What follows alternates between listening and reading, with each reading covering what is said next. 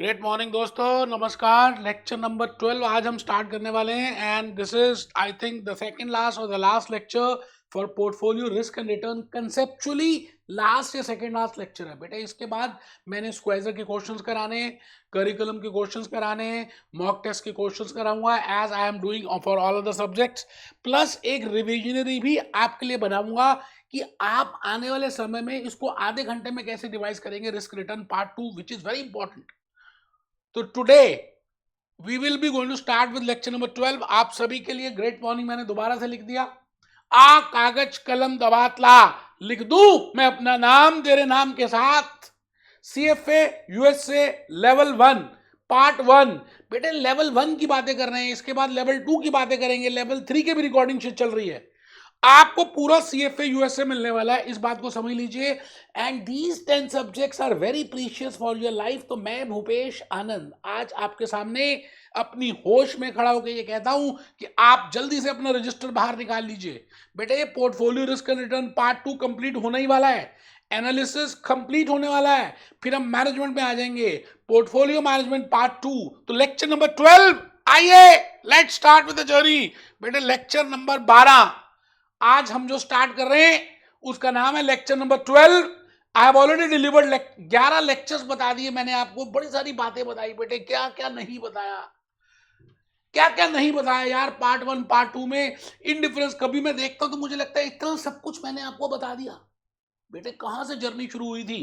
Part 1 से, return से, risk से, टाइप से, कार्ल पियर्सन से, इनडिफरेंस से, मिनिमम वेरिएंस से, ग्लोबल मिनिमम से, एफिशिएंट फ्रंटियर से, इनएफिशिएंट फ्रंटियर से, कैपिटल एलोकेशन लाइन से, बजट लाइन से, इनडिफरेंस कर्व से, टाइप्स ऑफ इन्वेस्टर से। बेटे कहां से लेके कहां तक हम आज पहुंच गए। इतनी बड़ी बड़ी बड़ी बड़ी बड़ी बड़ी बड़ी बड़ी बातें की। पोर्टफोलियो ऐसे होना चाहिए, portfolio risk. Now the point is, आज हम जो मैं बताने जा रहा हूं इसका नाम है परफॉर्मेंस को कैलकुलेट करना है। हाँ, एक बच्चे ने पूरे 12 महीने मन लगा के पढ़ाई की। आप एज ए सीएफए यूएसए आपने लेवल 1 अच्छी तरह से पढ़ाई की। बेटे 8 वीक्स के बाद, 8 हफ्तों के बाद आपका रिजल्ट भी तो आएगा। तो रिजल्ट आना भी तो इंपॉर्टेंट है, तभी तो आप जज कर पाओगे कि आपके कंसेप्ट कितने क्लियर हैं। आप whether you are able to to be promoted to level 2 or not, और अगेन दोबारा से पेपर देने। तो रामलाल के 8 वीक के बाद जैसे उसने पेपर दिया जिस क्वार्टर में, उसके 1 महीने के बाद, 1.5 महीने के बाद उसका रिजल्ट आ गया। रिजल्ट आने का मतलब है परफॉर्मेंस को चेक करना कि आपने जो किया वो कितना अच्छा किया या कितना गंदा किया। आपने जो रिस्क बियर किया, क्या उसके बदले में रिटर्न भी रिसीव हुआ आपको? As a portfolio manager you have to जज योर परफॉर्मेंस। आपने पोर्टफोलियो बनाने के लिए कंस्ट्रक्शन किया, प्लानिंग की, अप्रोच देखी, एनालिसिस किया, कर्व निकाला, एफिशिएंट फ्रंटियर किया, ऑप्टिमम पोर्टफोलियो निकाला, सब कुछ किया। मैं तो कह तो रहा हूं, बट क्या वो जो optimum portfolio which you have decided that this is optimum portfolio, whether that has given you some return, or how much units of risk you have to bear for getting 1 unit of return? मतलब CFA USA level 1 के लिए आपने जो भी कुछ लगाया, finance लगाया, पैसे लगाए, एनर्जी लगाई, मेहनत की, उसके बदले में आपको पार्ट 1 लेवल 1 का डिग्री मिला, 90 परसेंटाइल का डिग्री मिला। तो क्या ये वर्थवाइल है? क्या ये वर्थवाइल है? क्या इससे कम मेहनत में भी काम हो सकता था? क्या इससे कम रिस्क लेने के बाद भी रिटर्न मिल सकता था? सो वी वांट टू जज the performance of a portfolio manager my dear friends. So this is lecture number 12। आप सब कमर सीधी करके बैठे हुए हैं जैसे ये बच्चा बैठा है। आप अगर ध्यान से देखें तो बेटे कमर सीधी करके बैठना है, कमर सीधी करके बैठना है। आप सभी के सभी मेरे दोस्त हैं, मैं आपका हूं। आप सभी इस समय ईमानदारी से, कहते हैं ना लाइफ में जब बड़ी इंपॉर्टेंट चीजें चल रही हो तो थोड़ा सा ईमानदारी दिखानी चाहिए, ईमानदारी दिखा देनी चाहिए, है ना। आइए आइए, मैं भूपेश आनंद आज आपके सामने उस ईमानदारी से चल रहा हूं, कमर सीधी करके। बेटे आपके सामने मैं तो बिल्कुल खड़े होकर पढ़ा रहा हूं, है ना। टाई लगाई हुई है, फुल एनर्जी के साथ लेक्चर नंबर 12 में लेने जा रहा हूं एंड कमर सीधी करके बैठा हुआ हूं। मैं आ गया जी, आगे भूपेश आनंद अपनी कहानी के साथ आ चुका है। बेटे भूपेश आनंद अपनी कहानी के साथ, today I will be discussing the last learning outcome, that is learning outcome number I.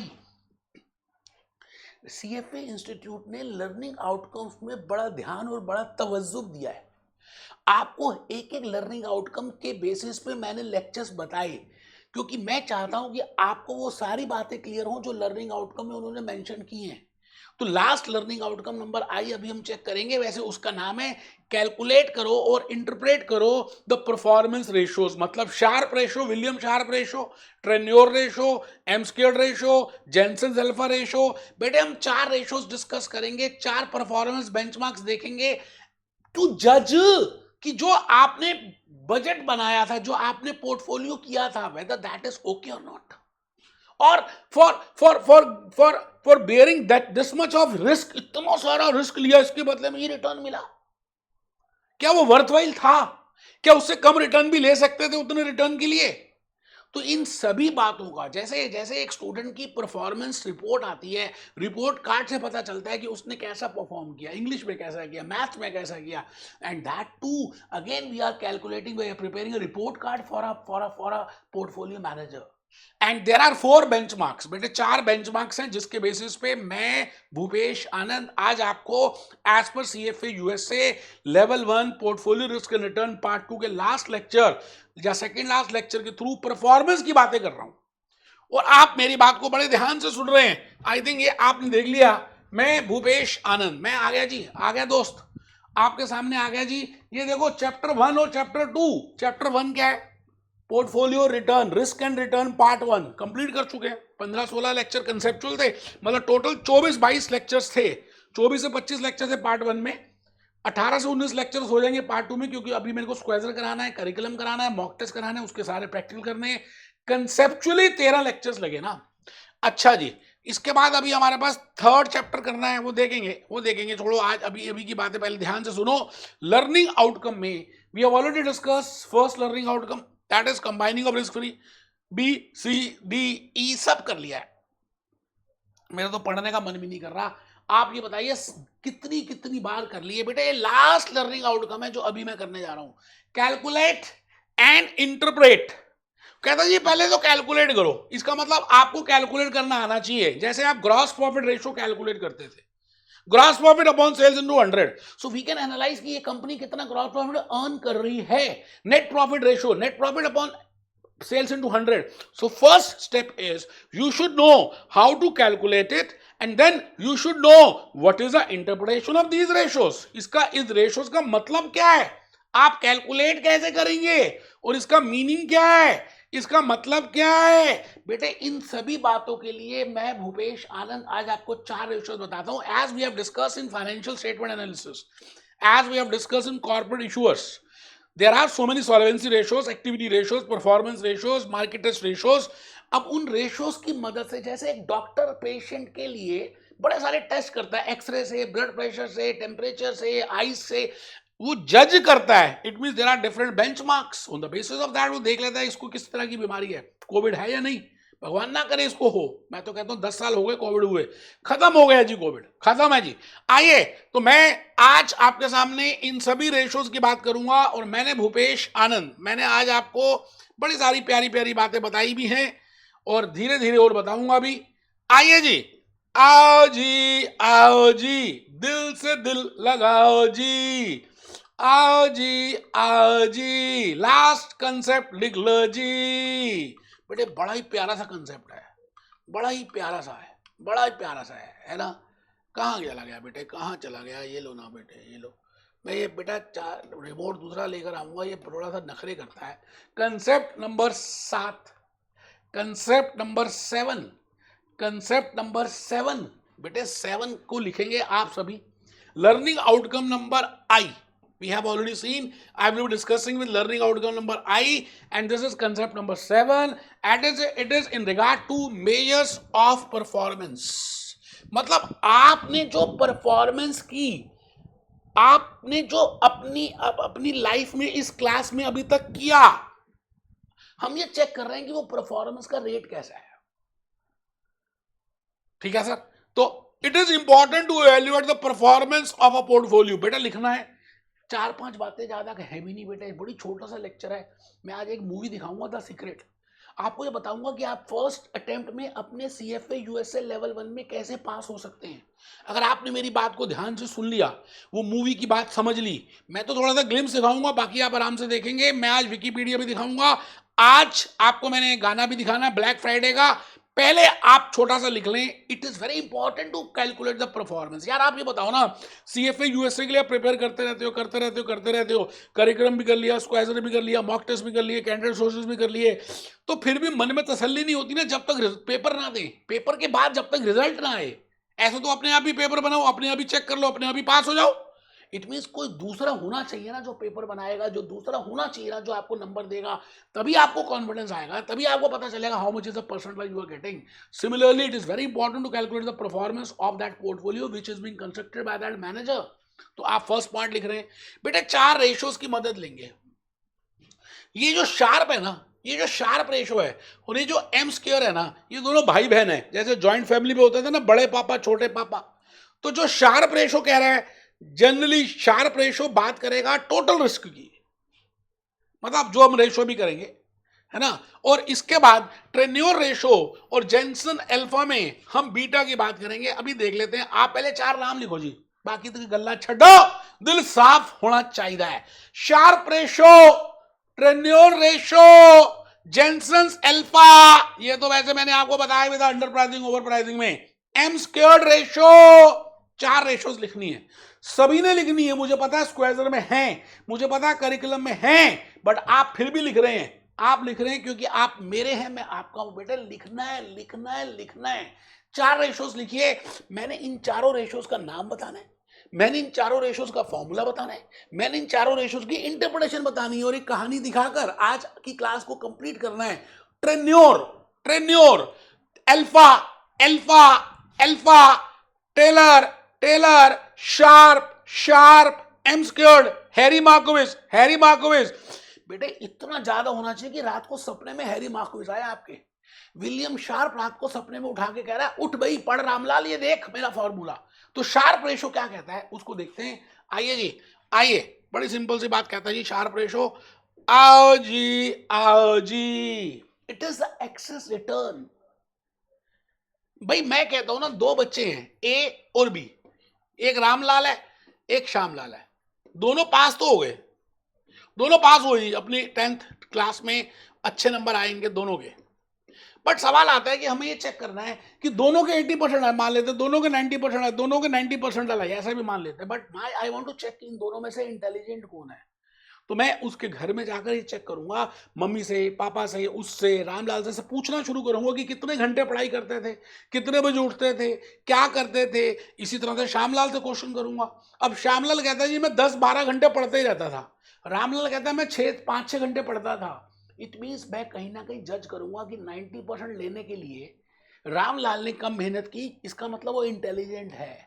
Similarly, for a portfolio management, for a portfolio manager, for a portfolio, I will calculate the return, how much we are getting, and for that, how much risk we are paying. It means if for 1 unit of risk, I am getting 2 units of return, or in a next portfolio, for 1 unit of risk, I am getting 5 units of return, I will say the second one is better. So, on the basis of that, I am calculating it. तो sharp ratio आप लिख रहे हैं, it is the excess return पर unit of total portfolio risk. मैंने कहा ना, Sharpe ratio और एम स्क्वायर्ड में हम टोटल रिस्क की बातें करेंगे, टोटल रिस्क की बातें करेंगे जी। शार्प रेशो में और एम स्क्वायर्ड में we will be talking of total ratio and in Treynor ratio and in Jensen alpha मैं बीटा की सिस्टमैटिक रिस्क की बातें करूंगा।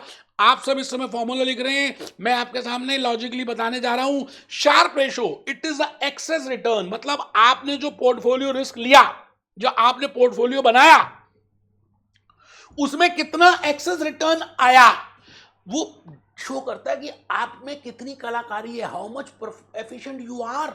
क्योंकि अगर आप ज्यादा बढ़िया बनाएंगे, एफिशिएंट होंगे, तो आपको रिटर्न ज्यादा आएगा। तो it is excess return per unit of total risk. बेटा risk is a selling commodity, जो मैंने बोला बड़ा इंपॉर्टेंट बोल गया।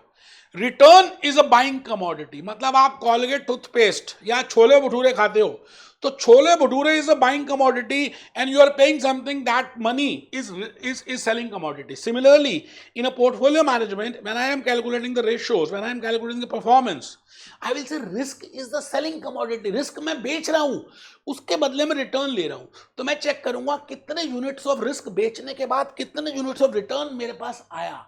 तो यहां पर हम लिख रहे हैं it is excess of this RP minus RF. बेटे ये स्टैंडर्ड डिविएशन है, थोड़ा सा गलती हो गई लिखने में, उस ऑपरेटर को थोड़ी सी गलती हुई, कोई बात नहीं बेटे, माफ कर देते हैं. आइए, standard deviation of portfolio, higher the better.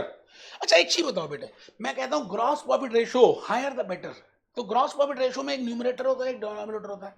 अच्छा, जितनी रेशियो ज्यादा होगी ग्रॉस प्रॉफिट रेशियो, जैसे मान लेते हैं 30% है, किसी दूसरी कंपनी की 50% है, 60% है, तो बेटे 60% वाला ज्यादा बेटर होगा, क्योंकि उसका न्यूमरेटर बड़ा होगा और डिनोमिनेटर कुछ कम होगा, तभी तो कोफिशिएंट बड़ा आएगा. बड़ा सिंपल सी थर्ड क्लास की मैथमेटिक्स है यार. आप न्यूमरेटर रेशो कभी भी करते हो तो न्यूमरेटर भी होता है और डिनोमिनेटर भी होता है. अब मैंने कहा higher the ratio better it is, higher the Sharpe ratio better it is.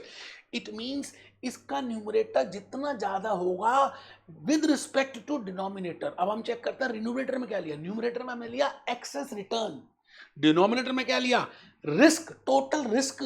इसका मतलब अगर रेशो ज्यादा है तो रिस्क कम में आप ज्यादा रिटर्न कर रहे हो, ऐसा सोचो बेटे. कभी लॉजिकली रटना नहीं पड़ेगा अगर आप मेरी बात को लॉजिकली समझते हो. तो लिखो जी, जी, Sharpe ratio excess return upon total risk of the portfolio. तो एक्सेस रिटर्न ऑफ पोर्टफोलियो का मतलब क्या हुआ कि आपने पोर्टफोलियो लिया, उसमें कितना रिटर्न आया, मान लेते हैं 15% आया, और अगर आप नहीं करते बैंक एफडी में जाते तो मान लेते 10% आता. तो इसका मतलब एक्सेस रिटर्न आपने जो मेहनत की वो 5% की, उसके बदले में आपने रिस्क कितना लिया, मान लेते 2% लिया. इसका मतलब शार्प रेशो कहता है 2.5 यूनिट्स आपके पास आ गया. हर एक यूनिट ऑफ रिस्क के पीछे आपने 2.5 यूनिट्स ऑफ रिटर्न कमाया. सीधी सी बात. आइए जी आगे आ जाओ. एम स्क्वायर्ड पहले लिख लो, फिर समझाऊंगा इसको. पहले लिख लो बेटे, एम स्क्वायर्ड भाई है. भाई किसका, मेरा नहीं है भैया, शार्प का भाई है. ये भी टोटल रिस्क की बात करता है. It also provide the same portfolio ranking as per Sharpe ratio. वो कहता है ये भी वही रैंकिंग बताता है जो शार्प बता रहा है, इसलिए भाई बहन है. But stated in percentage terms, मगर हम इसको परसेंटेज टर्म्स में निकालते हैं, बताता वही है जो शार्प कह रहा है. मतलब return, excess return RP minus RF into upon standard deviation of portfolio. ये देखो यहां तक तो सेम ही है. अगर आप ध्यान से देखो तो शार्प का फॉर्मूला ही है. अभी मैं एक्सप्लेन करूंगा, आप टेंशन मत लेना इसमें. मैं अभी आ रहा हूं, पहले मैं ट्रेन्योर बता दूं और जेनसन अल्फा बता दूं, फिर एम स्क्वायर्ड में आऊंगा. बेटे 4 रेशोस करनी है. मैं आ गया जी ट्रेन्योर में. ट्रेन्योर भाई बहन था किसका होगा, दोस्त होगा शार्प का, है ना. लाइक फेदर्स फ्लाई टुगेदर, जो बर्ड्स के पंख एक ही तरह के होते हैं वो एक साथ ही उड़ते हैं. ट्रेन्योर, it is the excess return per unit of systematic risk. भाई शार्प कहता है it is the excess return per unit of total risk. ट्रेन्योर और अल्फा कहते हैं excess return with respect to systematic risk, that is with respect to beta. तो आप लिखिए ये ट्रेन्योर रेशो. आइए मेहरबान. आप सब लिख रहे हैं, एमसीक्यू का पेपर है फिर भी लिख रहे हैं. Treynor ratio, it is excess return per unit of systematic risk. It is represented by the slope of a line. I think beta मैंने आपको बताया हुआ है.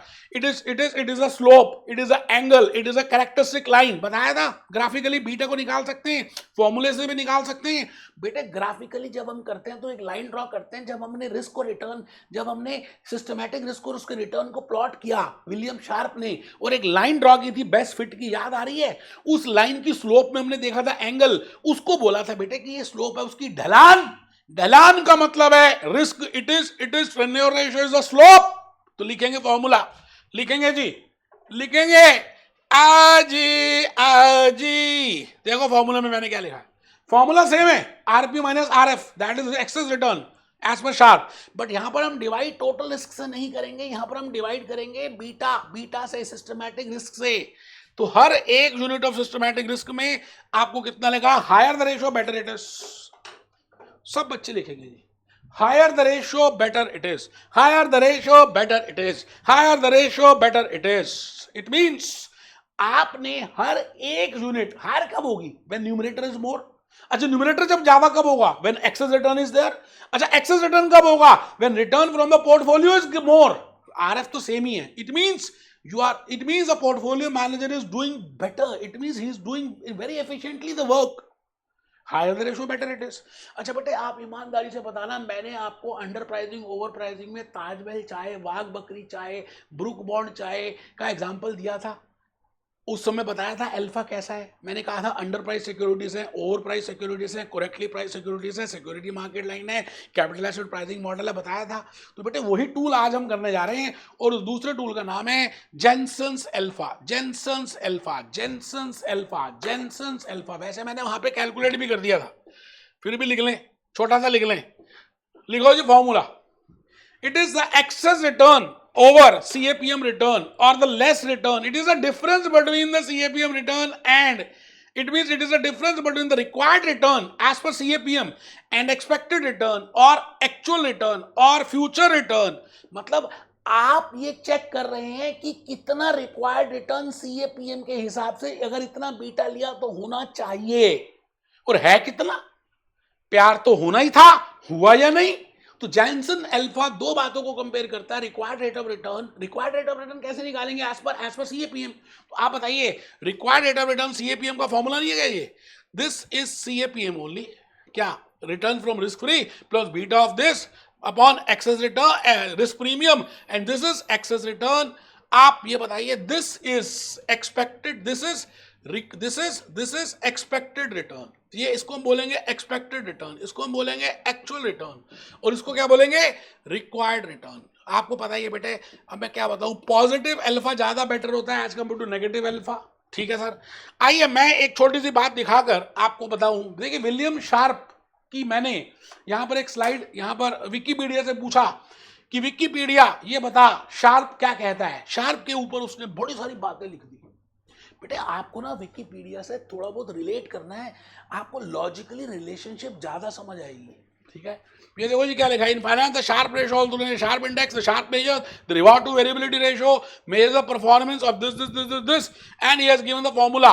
ये देखिए जी, विलियम शार्प जो ब्लू कलर का है, ये शार्प है भाई साहब, ये शार्प है. विलियम शार्प ये था, इस तरह का दिखता था. अब आप इसको आराम से देख सकते हैं. अच्छा, अब आपको क्या होगा, जब आपने देखा होगा ना, तो आपको ज्यादा लॉजिकली समझ आएगा. 1934 में पैदा हुआ, यूनिवर्सिटी ऑफ कैलिफोर्निया में पीएचडी की, known for capital asset pricing model. Awards क्या क्या मिले? नोबल मेमोरियल प्राइज, ओए होए, field economics, institution William sharp associates, doctor ये उसने की, ये किया, वो किया. बेटे बड़ी अच्छी कंट्रीब्यूशन दी इसने, विलियम शार्प ने. ठीक है. तो आप इसको देखेंगे, थोड़ा सा इसका कैरियर देखेंगे, इसकी ट्रेन्योर की बातें देखेंगे. ये देखिए, ये ट्रेन्योर आ गया. कहाँ गया ट्रेन्योर? कहाँ हो तुम ट्रेन्योर? जैक ट्रेन्योर. ये लो जी, जैक ट्रेन्योर की बातें करें. उसका कैरियर देखो. जैक ट्रेन्योर 2016 में मर गया. अमेरिका का इकोनॉमिस्ट था, दिखने में इसकी फोटो नहीं दिखाई. इसके साथ इसका दोस्त था मैरी लॉन्च. ये बातें जब आप रिलेट करते हैं तो इससे आपकी अंडरस्टैंडिंग बढ़ती है, कॉन्फिडेंस बढ़ता है. ठीक है. आइए मैं एक छोटा सा वीडियो दिखा रहा हूं. Black Friday, black Friday, black Friday. आप देख रहे हैं बाजार पर हमारी खास पेशकश ब्लैक फ्राइडे. सेंसेक्स ने 10,000 का स्तर भी तोड़ दिया. ये एक ऐसा स्तर था जिसे काफी मजबूत माना जा रहा था. जुलाई 2006 के बाद पहली बार सेंसेक्स 10,000 के नीचे गया है. बेटे आपको ये न्यूज देखनी है, बिजनेस न्यूज देखनी है, बिजनेस न्यूज़पेपर पढ़ना है, विकीपीडिया देखनी है, आप अपनी लाइफ में आगे बढ़ पाएंगे. और दूसरी बात, सोचना क्या है. ये देखो जी, मैंने आज आपके सामने एक बड़ी प्यारी सी मूवी, जिसको मैंने 1000 बार देखा होगा. आप जो सोचते हैं वैसा ही होता है.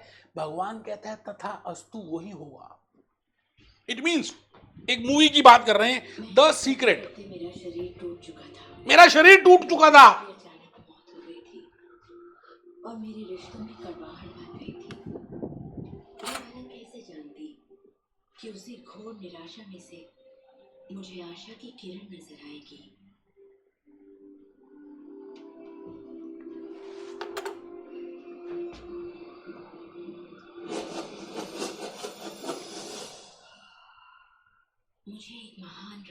की झलक मिली थी। एक सीक्रेट मिला, ये देखिए, ये अभी अभी मरा है। पका सकते हैं बिजली के साथ और आप इंसान को भी पका सकते हैं। अक्सर जब लोग इस महान रहस्य को समझना शुरू करते हैं तब अपने नेगेटिव विचारों को लेकर घबरा जाते हैं। उन्हें दो बातें जानना बेटा मैं ये कहूँगा, ये मूवी का नाम है द सीक्रेट। आप अगर इस मूवी को देखते हैं तो CFA USA part 1 level 1 level 2 level 3 जल्दी होगा। ऐसा नहीं है कि मेहनत नहीं करनी पड़ेगी, मेहनत अपनी जगह है, लेकिन आपके जो थॉट्स हैं, आपके जो विचार हैं, आप जो सोचते हो एक्चुअली में वही एक्चुअली में घटित हो रहा है। आप वो अपने DNA नर्व सिस्टम तक ले जाते हो। तो बेटे मैं चाहता हूं कि आप अपने साथ साथ सॉफ्ट वर्क करें। मेहनत करनी है लेकिन उतनी मेहनत नहीं करनी पड़ेगी। अगर आपने अपने माइंड को भी यूज किया तो कम मेहनत में ज्यादा बढ़िया परफॉर्मेंस आएगी। आगे आपकी मर्जी है दोस्तों। लेक्चर नंबर 13 में मिलते हैं। Be happy, B jolly, B cheerful.